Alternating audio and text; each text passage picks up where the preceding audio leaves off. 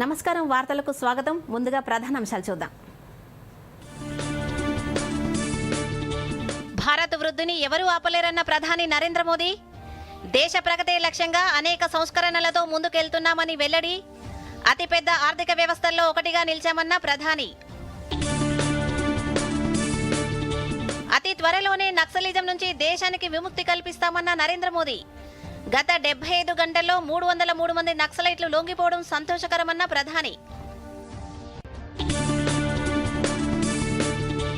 BC రిజర్వేషన్ల సాధనకై ప్రారంభమైన రాష్ట్ర బంద్. ఉదయం నుంచే ఆర్టీసీ డిపోల వద్ద బస్సులను అడ్డుకున్న బీసీ సంఘాల నేతలు. అధికార కాంగ్రెస్, బీఆర్ఎస్, బీజేపీతో సహా ప్రజా సంఘాల మద్దతు. పేదలకు మెరుగైన విద్యను అందించడమే ప్రభుత్వ లక్ష్యమన్న సీఎం రేవంత్ రెడ్డి. కార్పొరేటుకు ధీటుగా ప్రభుత్వ విద్యా వ్యవస్థను తీర్చిదిద్దాలని అధికారులకు ఆదేశాలు. తెలంగాణలో పత్తి కొనుగోలుకు ఏర్పాట్లు చేశామన్న కేంద్ర మంత్రి కిషన్ రెడ్డి. 12% మించి తేమ లేకుండా చూసుకోవాలని రైతులకు సూచన. కొనసాగుతున్న పాకిస్తాన్ ఆఫ్ఘనిస్తాన్ ఉద్రిక్తత. పాక్ వైమానిక దాడుల్లో ఆఫ్ఘాన్ క్రికెటర్లు మృతి. వార్తల్లోని వివరాలు చూద్దాం. భారత వృద్ధిని ఎవరూ ఆపలేరని ప్రధానమంత్రి నరేంద్ర మోదీ అన్నారు. అతిపెద్ద ఆర్థిక వ్యవస్థలో భారత్ ఒకటిగా నిలిచిందన్నారు. ద్రవ్యోల్బణం రేటు 2% తక్కువగా, జీడీపీ వృద్ధి 7% పైగా ఉందన్నారు. ఓ జాతీయ వార్తా ఛానల్ నిర్వహించిన సదస్సులో పాల్గొని ప్రసంగించిన ప్రధాని ఉగ్రదాడులపై భారత్ మౌనంగా ఉండటం లేదని స్పష్టం చేశారు. గగనతల, సర్జికల్ స్ట్రైక్స్, ఆపరేషన్ సింధూర్ ద్వారా భారత్ ధీటుగా బదిలిస్తోందని ప్రధాని గుర్తు చేశారు. యుద్ధాలపై అంతర్జాతీయంగా ప్రధాన చర్చ జరుగుతోన్న వేళ వేగంగా వృద్ధి చెందుతూ విమర్శకుల వాదన తప్పని భారత్ నిరూపించిందని మోదీ తెలిపారు. భారత్ను నమ్మకమైన, బాధ్యతాయుతమైన, సుస్థిర భాగస్వామిగా, ఎన్నో అవకాశాలకు కేంద్రంగా ప్రపంచం చూస్తోందన్నారు.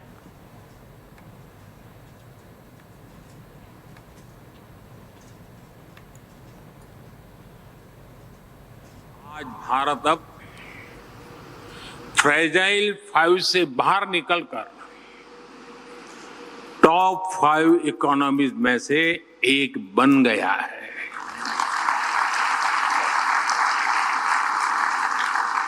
आज इन्फ्लेशन 2% से नीचे है और ग्रोथ रेट 7% से ज्यादा है। आज चीप से लेकर शीप तक चारों तरफ आत्मनिर्भर भारत, आत्मविश्वास से भरा हुआ भारत है। अब भारत आतंकी हमलों के बाद चुप नहीं बैठता है। सर्जिकल स्ट्राइक करके, एयर स्ट्राइक करके, ऑपरेशन सिंदूर करके भारत मुंह तोड़ जवाब देता है।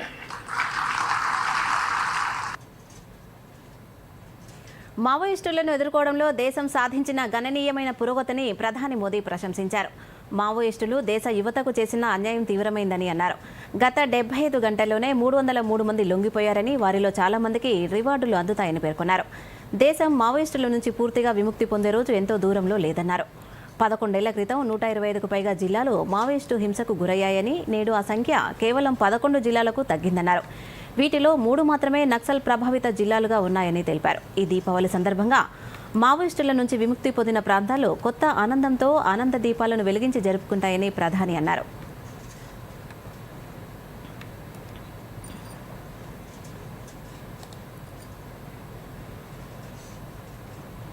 माओवादी आतंक की कथा में आज सुनाना चाहता हूं आपको। कांग्रेस के शासन में जो अर्बन नक्सलों का जो इकोसिस्टम है, ये जो अर्बन नक्सल है, वो कुछ तरह ऐसे हावी थे, आज भी है। माओवादी आतंक का कोई भी घटना देश के लोगों तक न पहुंचे, इसके लिए वो बहुत बड़ी सेंसरशिप चलाते रहते हैं। वो हमारे देश में आतंकवाद की इतनी चर्चा होती थी, आर्टिकल 370 पर डिबेट होती थी, लेकिन हमारे शहरों में जो कांग्रेस के राज में पनपे हुए अर्बन नक्सली बैठे थे, जो ऐसी संस्थाओं पर कब्जा जमा करके बैठे थे, वो माओवादी आतंक पर पर्दा डालने का काम करते थे, देश को अंधेरे में रखते थे। మావోయిస్ట్ అగ్రనేత పార్టీ కేంద్ర కమిటీ సభ్యుడు తక్కలపల్లి వాసుదేవరావు అలియాస్ ఆషన్న అలియాస్ రూపేష్ ఛత్తీస్గఢ్ పోలీసుల ఎదుట లొంగిపోయారు.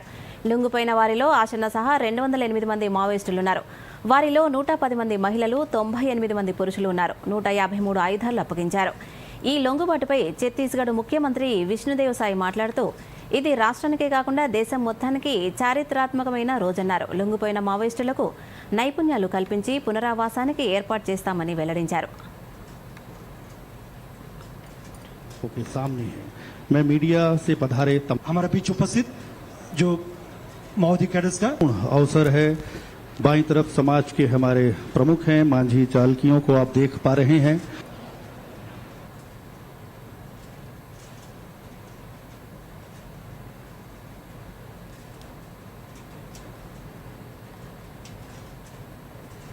రాష్ట్రంలో స్థానిక సంస్థల ఎన్నికల్లో బీసీలకు 42% రిజర్వేషన్ల సాధన కోసం బీసీ జాయింట్ యాక్షన్ కమిటీ చేపడుతున్న బంద్ రాష్ట్ర వ్యాప్తంగా కొనసాగుతోంది. ఈ బంద్కు రాష్ట్రంలోని ప్రధాన పార్టీలతో పాటు ఆదివాసీ, గిరిజన, మైనారిటీ, విద్యార్థి, ప్రజా సంఘాలు, మేధావులు మద్దతు తెలుపుతున్నారు. మరోవైపు దుకాణాలు, పెట్రోల్ బంకులు, ఇతర వ్యాపారులంతా స్వచ్ఛందంగా బంద్ పాటిస్తున్నారు. రాష్ట్రంలో విద్యా సంస్థలకు యాజమాన్యాలు సెలవు ప్రకటించాయి. అత్యవసర సేవలు మినహా మిగతా రంగాల వారు బంద్లో పాల్గొంటున్నారు. కాగా రాష్ట్రంలో బీసీ జేఏసీ ఆధ్వర్యంలో చేపట్టిన బంద్ను శాంతియుతంగా జరుపుకోవాలని పోలీసులు ప్రజలకు విజ్ఞప్తి చేశారు. ప్రజలకు ఏమాత్రం ఇబ్బంది కలిగించవద్దని సూచించారు. అవాంఛనీయ ఘటనకు పాల్పడితే కఠిన చర్యలు తప్పవని హెచ్చరించారు. బంద్ కారణంగా అన్ని జిల్లాల్లో బస్సులన్నీ డిపోలకే పరిమితమయ్యాయి.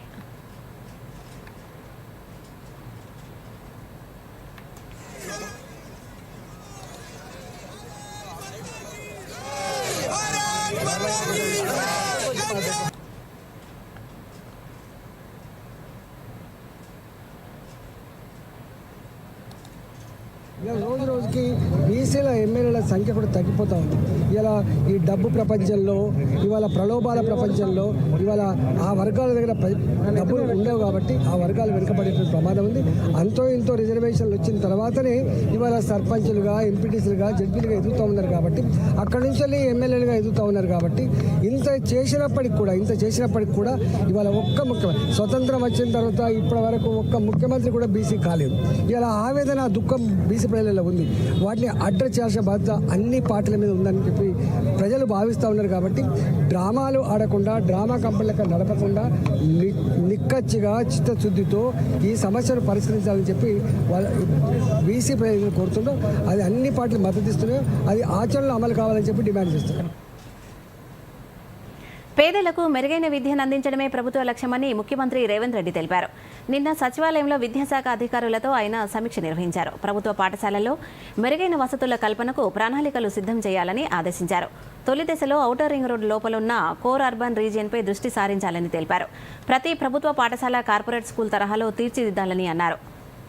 ఇక ప్లే గ్రౌండ్, అవసరమైన తరగతి గదులతో పాటు మంచి వాతావరణం ఉండేలా చూడాలని తెలిపారు. ఇందుకు విద్యాశాఖ పరిధిలో ఉన్న స్థలాలను గుర్తించాలని ఆదేశించారు. విద్యార్థులకు పాలు, బ్రేక్ఫాస్ట్, లంచ్ అందించేలా ప్రణాళికలు సిద్ధం చేయాలన్నారు. 2026 జూన్ విద్యా సంవత్సరం నుంచి అమలు జరిగేలా యాక్షన్ ప్లాన్ 2తో ముందుకెళ్లాలని అధికారులకు సీఎం రేవంత్ రెడ్డి ఆదేశాలు జారీ చేశారు.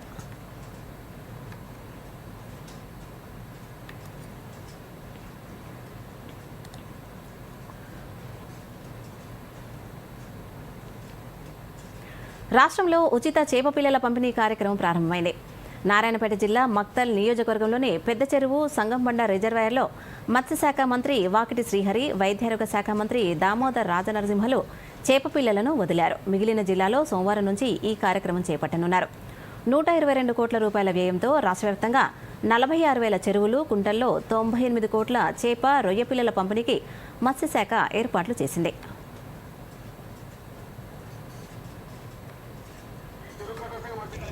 ₹23 కోట్ల రూపాయలతోటి 3 రకాల చేప పిల్లలు, 84 కోట్ల చేప పిల్లలు, 26,000 ఈ ఫిషరీస్ సొసైటీస్ సుమారు 6,000 సొసైటీస్ పాల్గొంటున్నారు.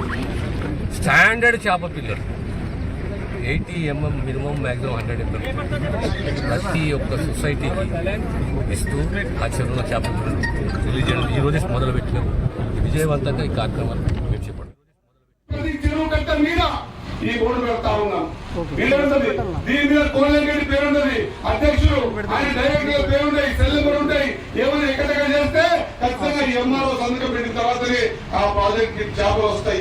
ఏ విధంగా ట్రాన్స్పరెంట్ చేస్తున్నామంటే ఖచ్చితంగా దీని ద్వారా 5 లక్షల కుటుంబాలు బాగుపడతాయి. కాబట్టి ఈ చేప మత్స్య సంపదని పెంచుకునే విధంగా ఈ కార్యక్రమాన్ని చేపడతా ఉన్నాం. మీకు అంతా తెలియాలి, ఇక్కడ నిఖిల మేడం ఉంది, 1కి 10 సార్లు విజిలెన్స్ కి రాసి విజిలెన్స్ సమక్షంలో ఏ విధంగా చేపల్ని వదలాలనే ఆలోచన ముందు తీసుకొచ్చినాం.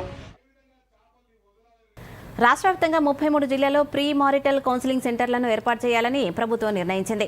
ఈ ప్రతిపాదనను మంత్రి సీతక్క ఆమోదించారు. ఆర్థిక శాఖ నుంచి ఆమోదం లభించగానే కేంద్రాల ఏర్పాటుకు చర్యలు తీసుకుంటామని అధికారులు వెల్లడించారు. ఇటీవల కాలంలో సఖీ సెంటర్లకు విడాకులు, భార్యాభర్తల మధ్య అవగాహన లోపం, తల్లిదండ్రుల జోక్యం తదితర అంశాలకు సంబంధించి పెద్ద సంఖ్యలో ఫిర్యాదులు వస్తున్న నేపథ్యంలో కౌన్సిలింగ్ సెంటర్లు ఏర్పాటు చేయాలని నిర్ణయించినట్లు తెలిపారు. ప్రతి కేంద్రంలో ఒక legal cell counsellor, psychologist, social worker, హెల్పర్ను నియమించనున్నారు.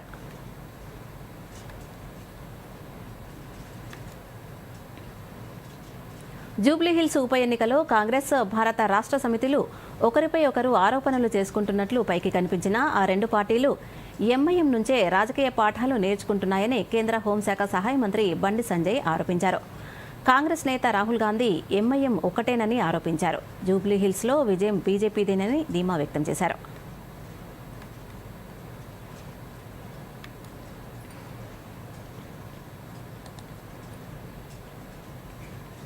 రాష్ట్రంలో సీసీఐ పత్తి కొనుగోలు కేంద్రాలపై నేడు నోటిఫికేషన్ జారీ కానుంది. సీసీఐ ఎంపిక చేసిన కేంద్రాల జాబితా మార్కెటింగ్ శాఖకు అందిన వెంటనే జిల్లాల వారీగా కలెక్టర్లు నోటిఫికేషన్ ఇస్తారు. దానికి అనుగుణంగా ఆయా కేంద్రాల్లో కొనుగోలుకు ఏర్పాట్లు చేస్తారు. రాష్ట్రంలో 2025-26 సీజన్లో 341 కేంద్రాల్లో పత్తి క్రయ విక్రయాలు జరగనున్నాయి. ఇందులో 328 జిన్నింగ్ మిల్లులు ఉండగా మిగిలినవి మార్కెట్ యార్డుల్లోనివి. శుక్రవారం వరకు 122 కేంద్రాలకు సంబంధించి జాబ్ వర్క్ కోసం సీసీఐ ఒప్పందాలు చేసుకుంది.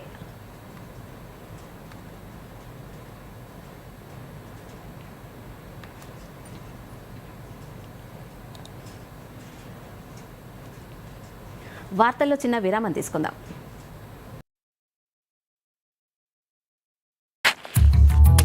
ముద్దు కొత్త కర్గల చికెన్ అవకాశమా?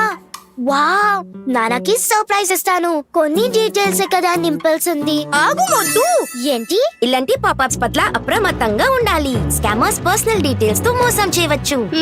ఓ, నీకు అర్థమైంది కదా, రిలాక్స్. కానీ కార్గిల చికెన్ ఉంటే నాన్న హోంవర్క్ చేయమని వారు కాదు. ఆర్బీఐ అంటుంది స్మార్ట్ అవ్వండి, కూల్ గా ఉండండి.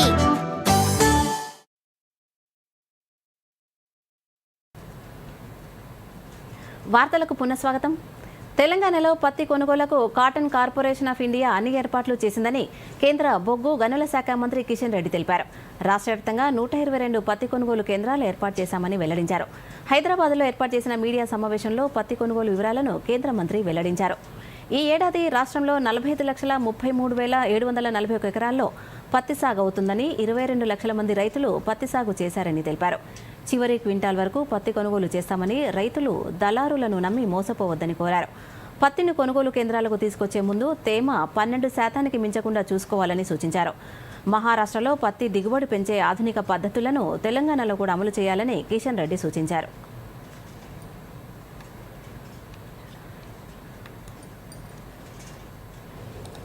క్వాలిటీతో కూడినటువంటి కాటను మన తెలంగాణలో ఉత్పత్తి అవుతుంది. ఈరోజు మనకు తెలుసు, దేశవ్యాప్తంగా 557 కొనుగోలు కేంద్రాలు కేంద్ర ప్రభుత్వము ఏర్పాటు చేస్తున్నది ఈ సంవత్సరం. అందులో మన తెలంగాణలో 122 కొనుగోలు కేంద్రాలు ఉంటాయి. గత సంవత్సరము 110 కేంద్రాలు ఉండేది. ఈ సంవత్సరము మరో 12 కేంద్రాలు పెంచి 122 కేంద్రాలు, కొనుగోలు కేంద్రాలు మన తెలంగాణ రాష్ట్రంలో ఏర్పాటు చేస్తూ ఉన్నాం. దీనికి దేశంలో పత్తి సాగు, రైతుల యొక్క స్థితిగతులను పరిగణన తీసుకొని అవసరమైనటువంటి ప్రతి చోట కూడా CCI కొనుగోలు కేంద్రాలు ఏర్పాటు చేస్తున్నాం.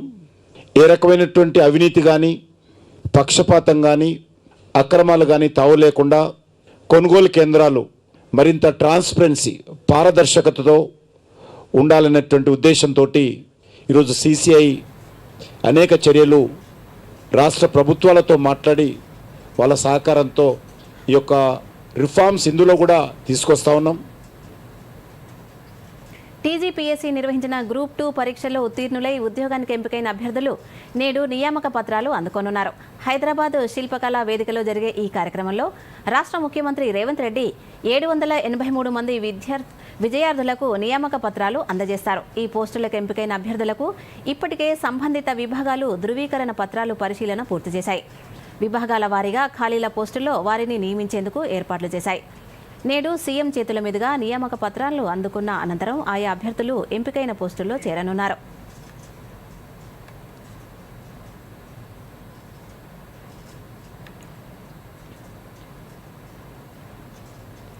ఆదిలాబాద్ జిల్లాలో డిజిటల్ క్రాప్ బుకింగ్ 85% పూర్తయిందని కలెక్టర్ రాజా శీషా తెలిపారు. 100% పూర్తయ్యాక కపాస్ కిసాన్ యాప్లో రైతుల సమాచారం నమోదయ్యాక పత్తి కొనుగోలు ప్రారంభిస్తామన్నారు. పత్తి కొనుగోలు సన్నాహాలపై నిర్వహించిన సమావేశంలో ఎమ్మెల్యే పాయల్ శంకర్ సహా పలు రైతు సంఘాల ప్రతినిధులు పాల్గొన్నారు. ఈ సందర్భంగా కలెక్టర్ రాజా శీషా మాట్లాడుతూ రైతులు కిసాన్ యాప్లో నమోదుపై ఆందోళన చెందాల్సిన అవసరం లేదన్నారు. గ్రామాల్లో యువతకు బుకింగ్స్పై శిక్షణ అందిస్తున్నట్లు తెలిపారు. రైతు సంఘం జిల్లా అధ్యక్షుడు బండి దత్తాత్రి మాట్లాడుతూ జిల్లాలో తేమ శాతంపై ఆధారపడకుండా కొనుగోలు జరగాలని డిమాండ్ చేశారు.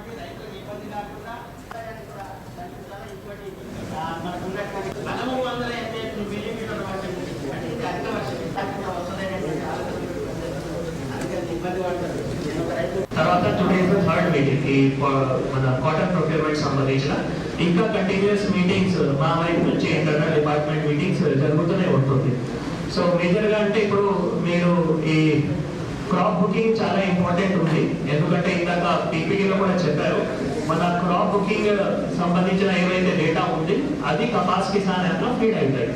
సో ఇప్పుడు 85% క్రాప్ బుకింగ్ కంప్లీట్ అయినాయి. ఒక 15% ఇంకా క్రాప్ బుకింగ్ కూడా బై 20th కంప్లీట్ అవుతాయి. అండ్ ఆటోమేటిక్గా ఆ డేటా ఏవైతే ఉన్నాయో కపాస్ కిసాన్ యాప్లో ఫీడ్ అయిపోతాయి.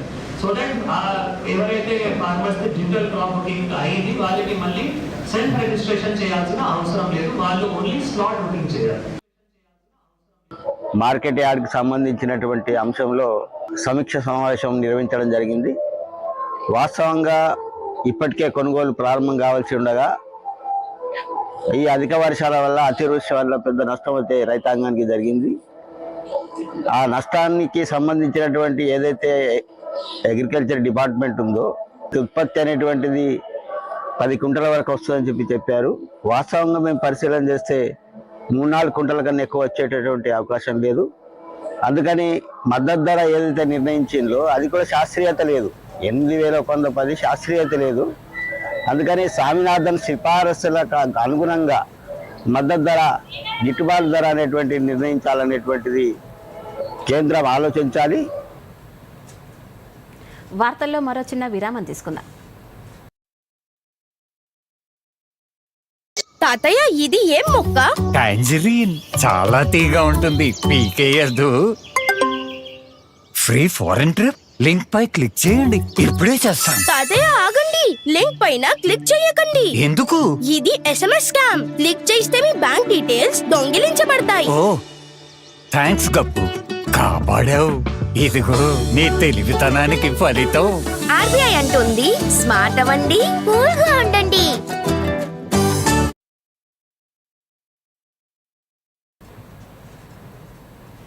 వార్తలకు తిరిగి స్వాగతం. 5 రోజుల పాటు జరిగే దీపావళి వేడుకలు ధన త్రయోదశితో సంప్రదాయబద్ధంగా మొదలయ్యాయి. ధన్తెరస్గా పిలిచే ఈ వేడుకతోనే దీపావళి సందడి మొదలైంది. భారతీయ సంప్రదాయంలో ధన త్రయోదశికి ప్రత్యేక స్థానం ఉంది. దేశమంతా ధన్తెరస్ వేడుకలు జరుపుకుంటున్న వేళ ఈ పండుగ విశిష్టత ఏంటో ఓసారి తెలుసుకుందాం.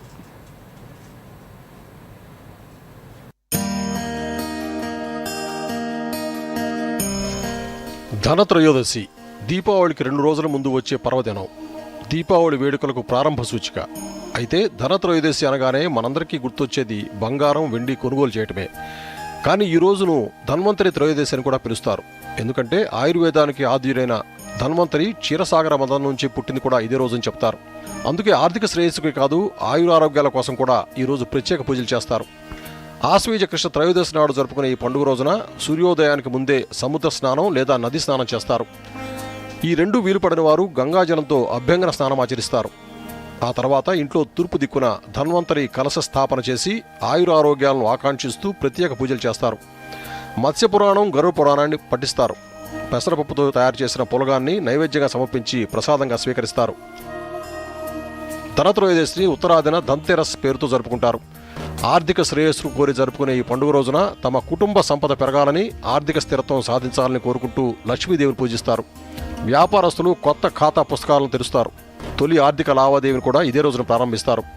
ఇక ధనత్రయోదశి రోజున బంగారం, వెండి కొనుగోలు చేయడం ఆనవాయితీగా వస్తోంది. బంగారం, వెండి కొనుగోలు చేయలేని వారు కొత్త వస్తువులు కొని ఇంట్లో వారికి, బంధువులకు, స్నేహితులకు బహుమతిగా ఇస్తారు. మనకున్న సంపదను ఇతరులకు పంచడం ద్వారా దాని యశస్సు పెరుగుతుందని బహుమతిగా ఇవ్వడం ద్వారా మానవ సంబంధాలు మరింత బలపడతాయని నమ్ముతారు. ఈ రోజున చేసే దానాలు, జపాలు, పూజలు ఉత్తమ ఫలితాలు ఇస్తాయని నమ్ముతారు. కొన్ని ప్రాంతాల్లో ధనత్రయోదశిని 3 రోజుల పండుగగా జరుపుకుంటారు. పురాణాల ప్రకారం లక్ష్మీదేవిని ధనాది దేవతగా విష్ణు ప్రకటించడాన్ని భరించలేని నరకాసురుడు ఆమెను బంధిస్తాడు. దీంతో శ్రీ మహావిష్ణువు కృష్ణావతారంలో సత్యభామతో కలిసి నరకాసురుడిని సంహరించి లక్ష్మీదేవిని బంధవిపుత్రాలను చేస్తాడు. దీంతో ధనలక్ష్మిని ఆహ్వానించేందుకు ప్రతి గడపలో దీపాలు వెలిగించి ప్రత్యేక పూజలు చేస్తారు. అమావాస్య రోజున లక్ష్మీ పూజలు చేసినప్పటికీ పలు రాష్ట్రాల్లో 3 రోజుల పాటు లక్ష్మీదేవిని కొలుస్తూ ప్రత్యేక పూజలు చేస్తారు. సూర్యాస్తమయ సమయంలో మట్టి ప్రమిదల్లో దీపాలు వెలిగిస్తారు. వాటిని ఇంటి ప్రధాన ద్వారాలకు ఇరువైపులా యమదీపాలుగా ఉంచుతారు.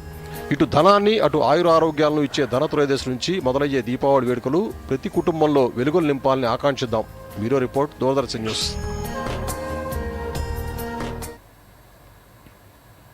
దక్షిణ మధ్య రైల్వే ప్రయాణికులకు శుభవార్త తెలిపింది. పండుగల రద్దీని దృష్టిలో పెట్టుకుని వివిధ మార్గాల్లో ప్రత్యేక రైళ్లను నడిపించనున్నట్లు పేర్కొంది. రద్దీకి అనుగుణంగా సికింద్రాబాద్ నుంచి తిరుపతి, విజయవాడ, నాంపల్లి నుంచి భువనేశ్వర్, యశ్వంతపూర్ నుంచి దర్భంగాకు ప్రత్యేక రైళ్లను నడిపించనున్నట్లు పేర్కొంది. శుక్రవారం తిరుపతి సికింద్రాబాద్, శనివారం సికింద్రాబాద్ తిరుపతి రైళ్ల రాకపోకలు సాగిస్తాయని చెప్పింది. విజయవాడ సికింద్రాబాద్, సికింద్రాబాద్ విజయవాడ రైళ్లు శనివారం నడుస్తాయని చెప్పింది. హైదరాబాద్ డెక్కన్ భువనేశ్వర్ రైలు నవంబర్ 4 నుంచి 24 వరకు ప్రతి మంగళవారం, భువనేశ్వర్ రైలు నవంబర్ 5 నుంచి 26 వరకు బుధవారం అందుబాటులో ఉంటాయని వివరించింది.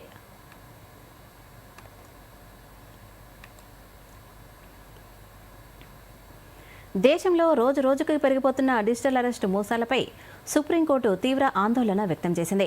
ప్రజా విశ్వాసాన్ని దెబ్బతీసే దాడిగా అభివర్ణించింది. వాటి నివారణకు సత్వరమే కఠిన చర్యలు తీసుకోవాల్సిన అవసరం ఉందని జస్టిస్ సూర్యకాంత్, జస్టిస్ జోయ్ మాల్యా బాగ్చి ధర్మాసనం అభిప్రాయపడింది. డిజిటల్ అరెస్టులపై కేంద్రం సిబిఐ స్పందన కోరుతూ ఆదేశాలిచ్చింది.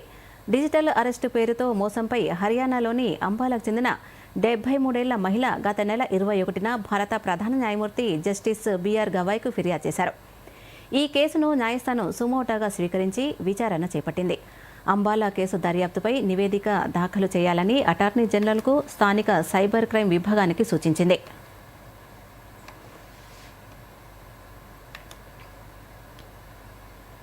పార్సిళ్లను మరుసటి రోజే డెలివరీ చేసే ఏర్పాట్లు చేస్తున్నామని కేంద్ర మంత్రి జ్యోతిరాదిత్య సింధియా వెల్లడించారు. ఉత్తరాలను 24 గంటల నుంచి 48 గంటల్లో సంబంధిత వ్యక్తులకు చేరవేసేలా ప్రణాళికలు సిద్ధం చేస్తున్నామని తెలిపారు. ఈ సేవలని వచ్చే ఏడాది జనవరి నుంచి ప్రారంభిస్తామని ప్రకటించారు. ఒక రోజులోనే పార్సిళ్లు, ఉత్తరాలను ఖచ్చితంగా చేర్చేలా స్పీడ్ పోస్ట్ సర్వీస్, అదేవిధంగా 2 రోజుల స్పీడ్ పోస్ట్ డెలివరీ సేవలను వచ్చే ఏడాది జనవరి నుంచి ప్రారంభిస్తామని సింధియా పేర్కొన్నారు.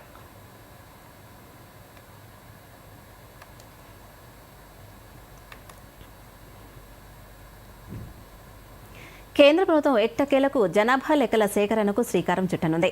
జనగణన 2027 మొదటి దశకు సంబంధించిన ముందస్తు పరీక్షను వచ్చే నెల 10 నుంచి 30 వరకు నిర్వహించాలని నిర్ణయించింది.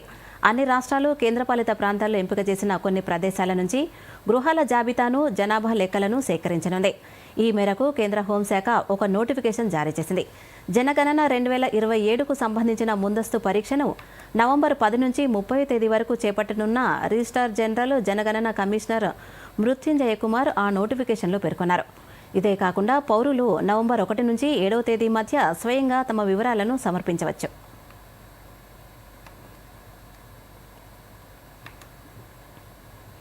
రష్యా ఉక్రెయిన్ వివాదాన్ని పరిష్కరించగలమనే నమ్మకం ఉందని అమెరికా అధ్యక్షుడు ట్రంప్ అన్నారు. అమెరికా అధ్యక్షుడు ట్రంప్తో ఉక్రెయిన్ అధ్యక్షుడు జెలెన్స్కీ వైట్ హౌస్లో భేటీ అయ్యారు. ఈ సందర్భంగా ఉక్రెయిన్కు దీర్ఘశ్రేణి తోమహాక్ క్షిపణులు ఇవ్వాలని ట్రంప్ను జెలెన్స్కీ కోరినట్లు సమాచారం. దీనికి ట్రంప్ విముఖత వ్యక్తం చేశారని సన్నిహిత వర్గాలు తెలిపాయి. ట్రంప్తో భేటీ తర్వాత జెలెన్స్కీ మాట్లాడుతూ గాజాలో యుద్ధం ముగింపులకు కృషి చేసిన ట్రంప్ రష్యా ఉక్రెయిన్ యుద్ధాన్ని ఆపాలని పట్టుదలతో ఉన్నారని తెలిపారు.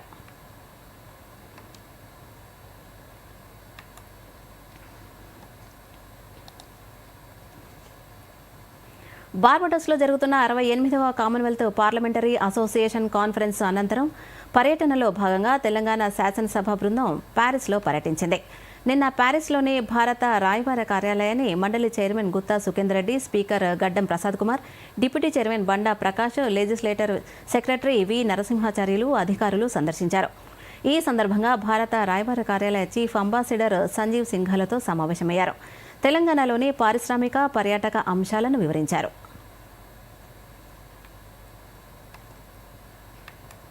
పాకిస్తాన్, ఆఫ్ఘాన్ మధ్య ఉద్రిక్తతలు కొనసాగుతున్నాయి. పాక్టికా ప్రావిన్స్లో పాకిస్తాన్ వైమానిక దాడుల్లో 3 ఆఫ్ఘాన్ దేశవాళీ క్రికెటర్లు మృతి చెందారు. వీరంతా వచ్చే నెలలో పాకిస్తాన్, శ్రీలంకతో జరిగే ట్రై నేషన్ సిరీస్ కోసం ఆఫ్ఘాన్లోని ఉర్గాన్ నుంచి సెరెన్నాకు వెళ్లారు.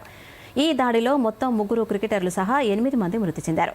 మృతి చెందిన క్రికెటర్లను కబీర్, సిబాతుల్లా, హరూన్గా గుర్తించారు. ఈ దాడి కారణంగా ఆఫ్ఘనిస్తాన్ ట్రై సిరీస్ నుంచి నిష్క్రమించింది.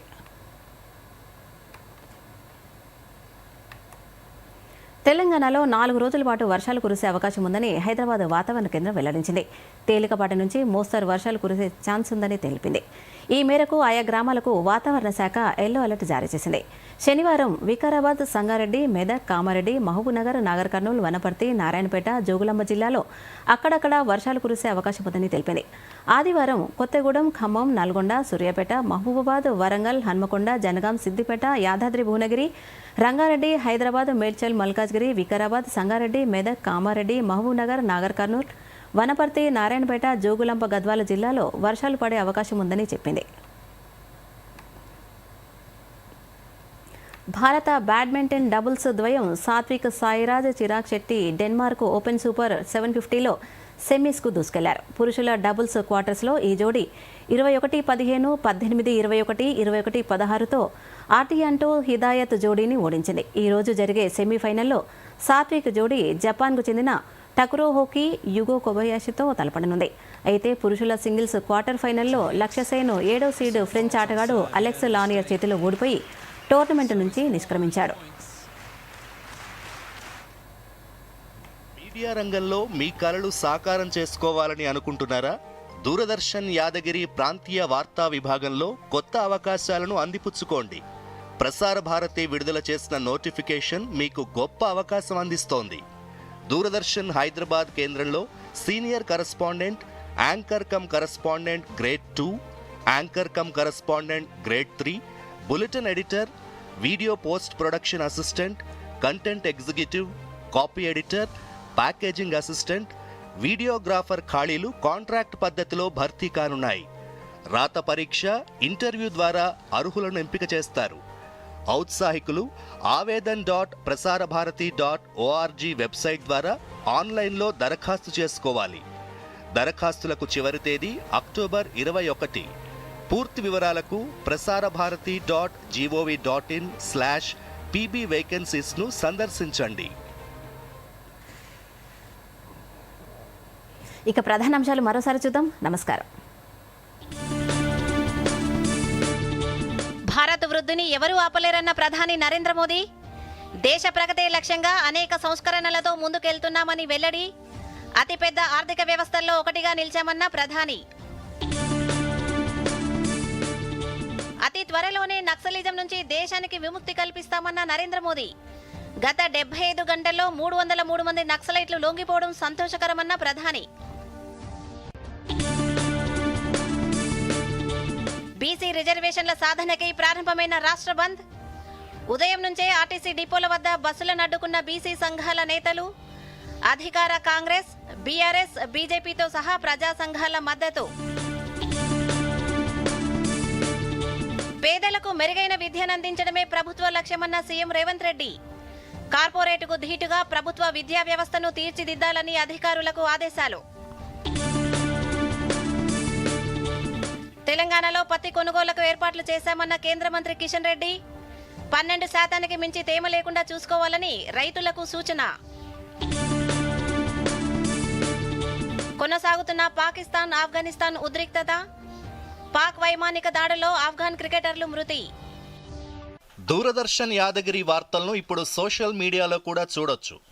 యూట్యూబ్ అయితే డిడి న్యూస్ తెలంగాణ, ఎక్స్ వేదికగా అయితే DD news Telangana @DD Yadagiri news, Facebook అయితే డిడి న్యూస్ తెలంగాణలో చూసి సబ్స్క్రైబ్ చేసి లైక్ చేయండి, షేర్ చేయండి.